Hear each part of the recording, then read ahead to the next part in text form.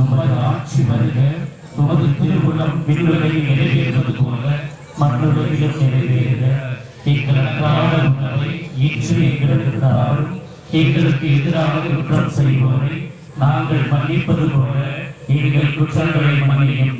எங்களை சோதனைக்கு உட்படுத்தாதையும் தீமையிலிருந்து எங்களை பெருளவும். அருளுரைந்த மரியே வாழ்க, ஆண்டவர் உம்முடனே பெண்களுக்குள் ஆசி பெற்றவர் நீரே. உம்முடைய திருவயிற்றின் கனியாகிய இயேசுவும் ஆசி பெற்றவரே. புனித மரியே, இறைவனின் தாயே, பாவிகள் அழைக்கிற எங்களுக்காக எப்பொழுதும் எங்கள் இறப்பின் வேளையிலும் வேண்டிக் கொள்ளும். எல்லாம் உள்ள இறைவன் தந்தை, மகன், தூய ஆவியானவர் இக்கொடியை ஆஸ்வதித்து புனிதப்படுத்துவாராக. ஆமென். ஆவியான தேவனை அசைவாடுமே இந்த பாடலை பக்தியோடு நாம் பாடி நாம் ஜெபித்த பின்பு நாம் கொடியேற்றி நாம் சிறப்பு செய்வோம்.